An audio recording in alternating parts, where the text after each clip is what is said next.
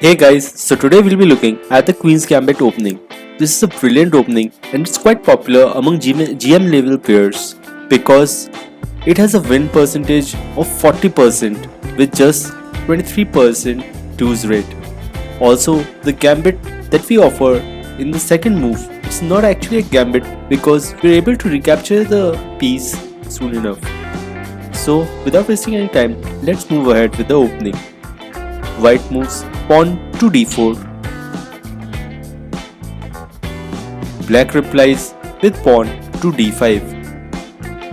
Now white moves pawn to c4, offering the gambit.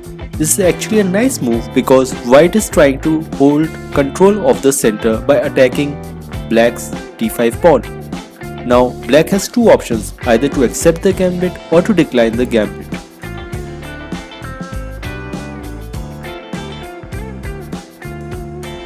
Let us consider the case when black accepts the gambit. Now black can either let go of this piece and try to develop, or can try to hold on to this piece and invite trouble for himself. We'll simply move our pawn to e3 and attack this pawn on c4 by a bishop.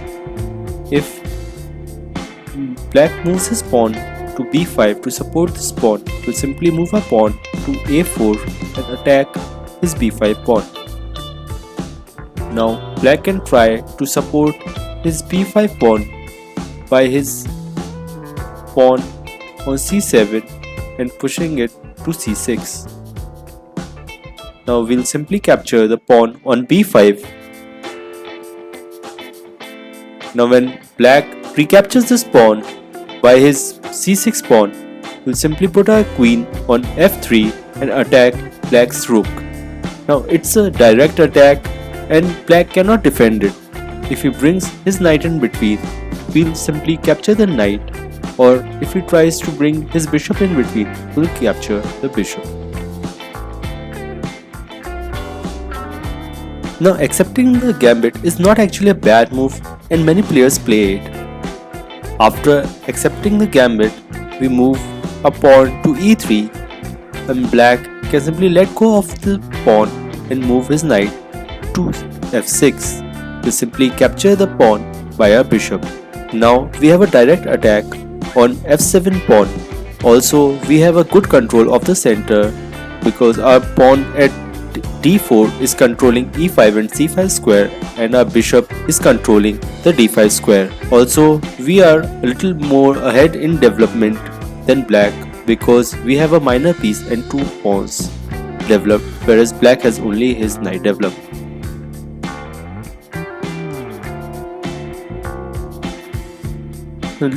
Now let us consider the case when black declines the gambit and instead of capturing our pawn, black moves his pawn to e6, and this is the queen's gambit decline. And it's a good move since we captured it by our pawn and black recaptures it with his e6 pawn. Black has got good control of the center. Now we'll simply move our knight to c3 and attack black's d5 pawn. Black will defend his d5 pawn and develop his knight at f6 at the same time.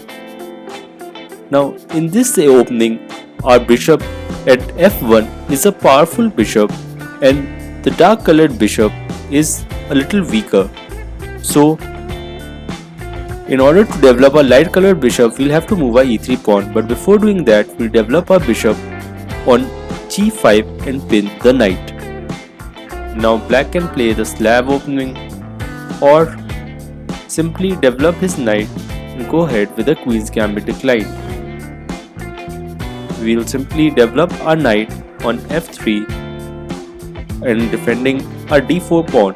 We'll simply develop our pieces and get ready for the attack that's gonna take place in the center, and black will keep defending his position and try maintain his control of the center.